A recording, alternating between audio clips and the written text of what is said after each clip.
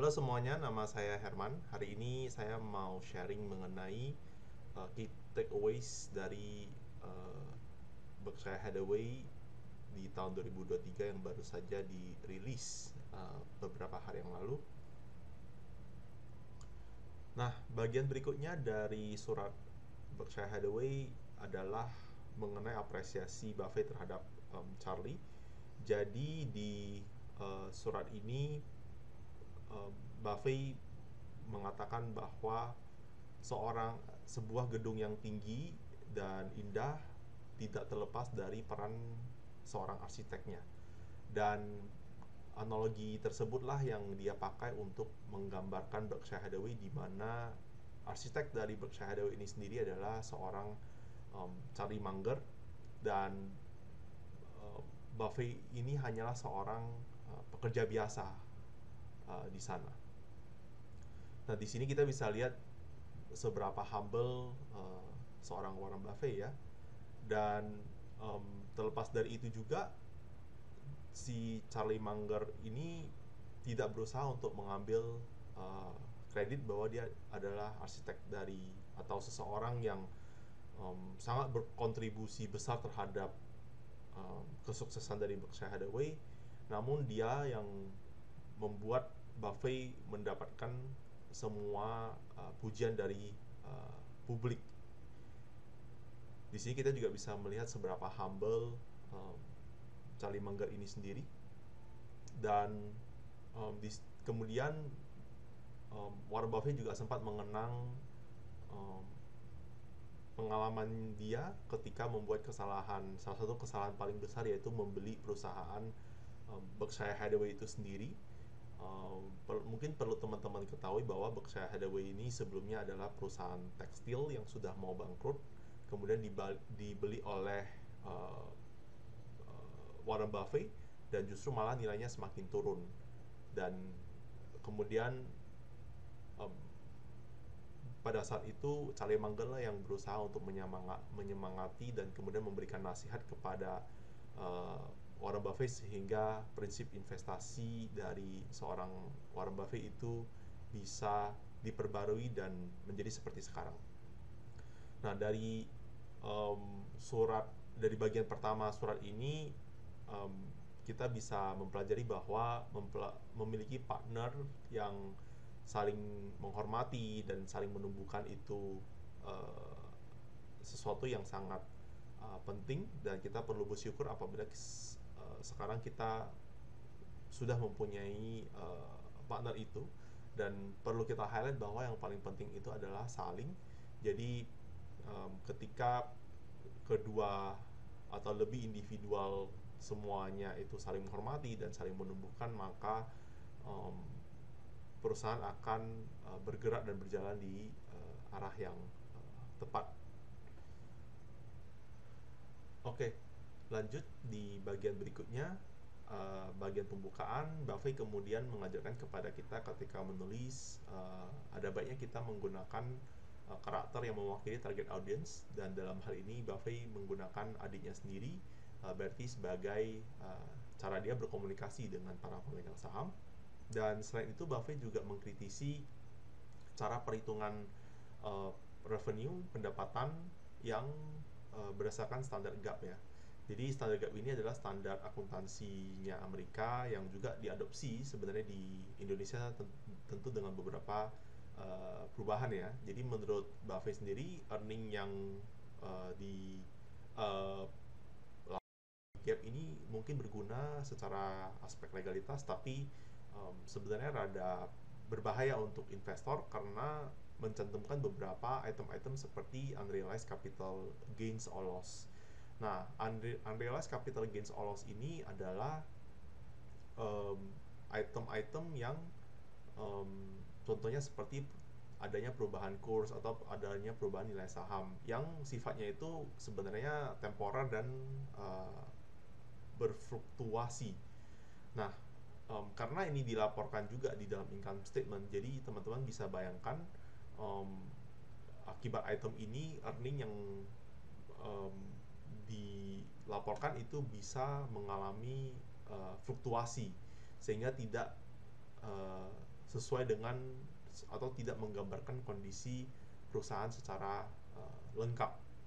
Nah, oleh karena itu teman-teman ketika membaca laporan keuangan harus benar-benar berhati-hati memilah dan memilih earning um, mana yang kurang lebih menggambarkan kondisi perusahaan, sehingga faktor-faktor seperti ini itu bisa dikesampingkan. Oke, bagian berikutnya dari surat ini basically Buffett ingin menjelaskan mengenai tujuan dari Berkshire ini sendiri yang sebenarnya sangat sederhana ya, yaitu mereka ingin memiliki bisnis yang berasal dari ekonomi baik dan memiliki fundamental yang uh, baik juga, dan tentunya kalau bisa abadi ya.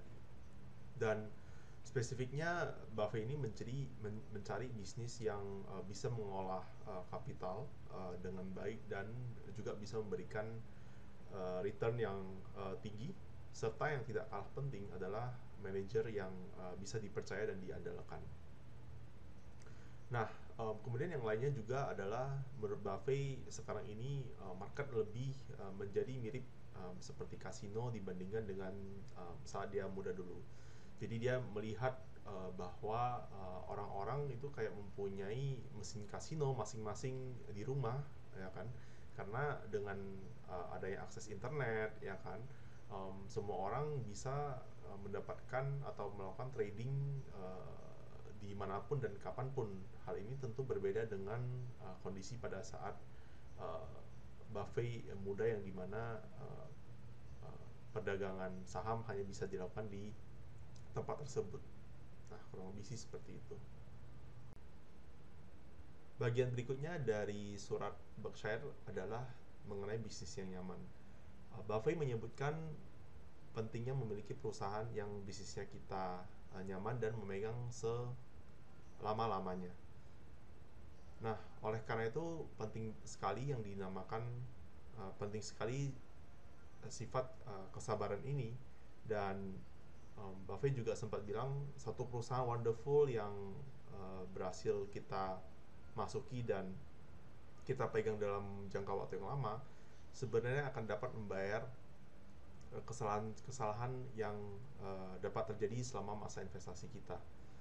Nah, selain dari itu, Buffett juga mengumumkan selain Coca-Cola dan American Express yang dia pegang lebih dari 20 tahun, ada juga dua perusahaan baru yang dia berencana untuk pegang selama-lamanya. Nah, yang pertama adalah Occidental. Uh, Occidental ini adalah perusahaan minyak. Berbeda dengan analis di luar sana yang bilang kalau oil udah sunset, tapi Buffett malah ingin memegang perusahaan minyak ini untuk selama-lamanya. Um, Selain itu, Buffett juga sempat sharing mengenai ups and down dari bisnis minyak di sini. Di dalam dokumennya beliau membahas mengenai minyak yang sebelumnya uh, sangat bergantung dengan impor dari luar negeri, sampai dengan akhirnya ada suatu teknologi yang dinamakan shale oil yang akhirnya bisa membuat uh, uh, pasokan minyak di dalam negeri menjadi uh, melimpah ruah, dan akhirnya ketergantungan terhadap luar negeri ini bisa dikurangi, sehingga beliau berpendapat bahwa Occidental ini merupakan aset negara dan akan ada terus selama-lamanya.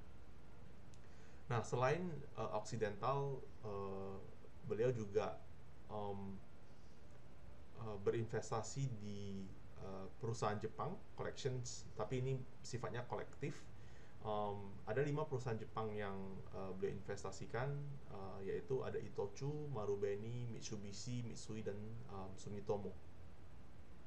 Nah, Buffett sendiri membeberkan alasan kenapa dia berinvestasi di Jepang. Di antaranya adalah karena kompensasi manajemennya tidak begitu agresif.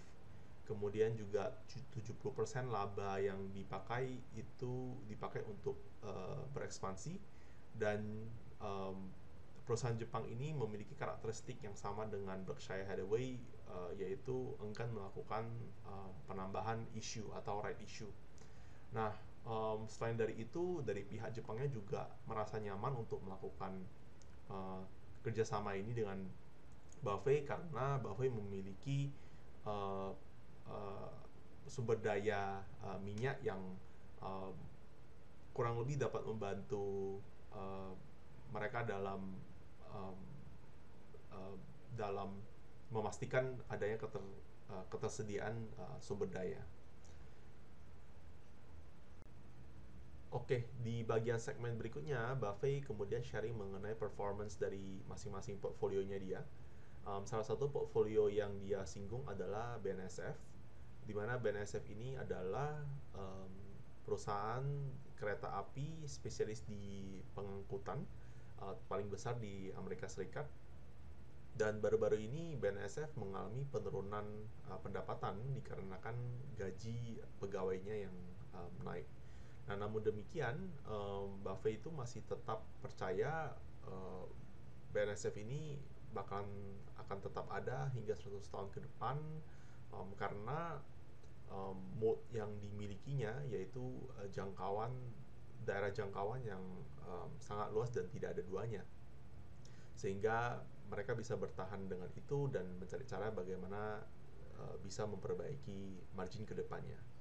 Nah, selain daripada itu, Buffett juga sharing mengenai kereta api ini penting untuk negara, karena bila dibandingkan dengan truk ataupun transportasi yang lain, kereta api ini ternyata yang paling murah bila dihitung dari segi biaya pegawainya ataupun konsumsi BBM, ya kan, ataupun um, intensitas karbon gitu. Tapi tetap ada resiko di mana seperti kayak cuaca buruk ataupun banjir yang tetap menjadi tantangan tersendiri bagi industri ini.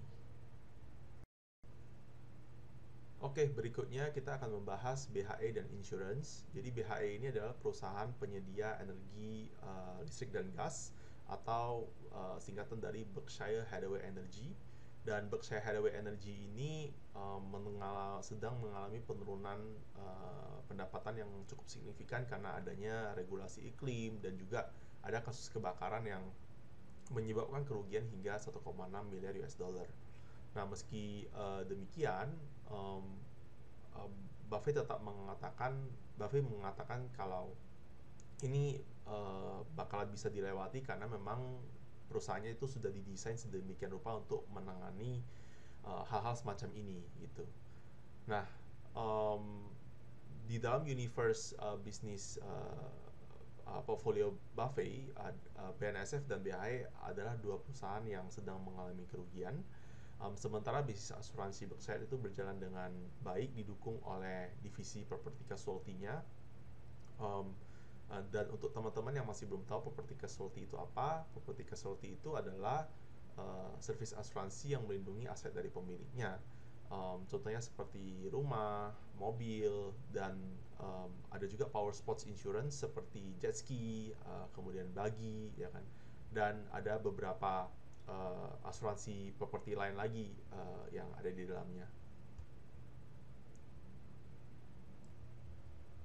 Oke, tiba juga kita di bagian penutup, dan di sini di bagian penutup diawali dengan Warren Buffett memberikan announcement bahwa Greg Abel akan menjadi CEO Berkshire yang berikutnya, dan kemudian beliau juga sharing mengenai Omaha Effect, di mana ini adalah suatu istilah yang Buffett gunakan untuk um, bilang kalau banyak banget investor-investor yang handal itu datang dari Omaha, seperti Greg dan Ajit yang tinggal berdekatan di Omaha, termasuk juga termasuk juga adiknya Bertie yang juga tinggal di Omaha. Dan um, beliau menggunakan argumen ini untuk memberikan rasa penasaran kepada orang untuk datang langsung ke Omaha dan mengecek apa yang sebenarnya membuat fenomena ini gitu. Apakah itu karena airnya, apakah karena itu makanannya, atau karena hal yang lain.